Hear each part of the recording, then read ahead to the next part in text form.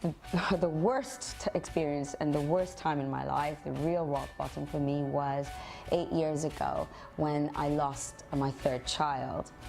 And you know, the loss of a child is, I think, you know, for anyone who's, you know, been through that, arguably one of the most devastating things you can go through. And that was a point in my life where I felt I don't really know that I want to continue on, you know.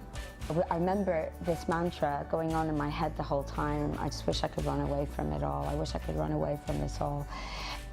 So what changed how I kind of got out of that was one day I decided to change the mantra in my head from I wish I could run away from it all to just maybe I should just run. Let's just go running. And I tried to multitask because my son used to have football lessons.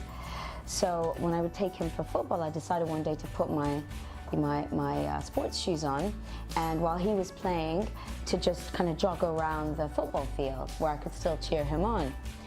And I found at the end of that it made me feel better, the endorphins in my mind, in my brain, and so at the end of it I kind of felt a bit positive, and my energy levels were up, and I said, you know what, I'll do that again his next practice, and he used to practice 3 times a week.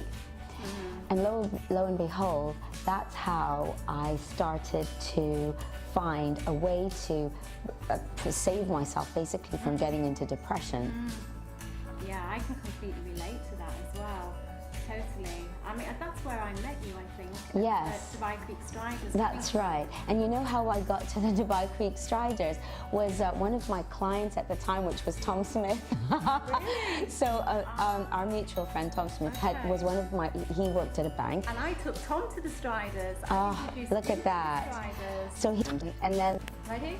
Because obviously joining a club meant now you've got a support system. So there are people around you who encourage you to keep coming and encourage you to set yourself goals.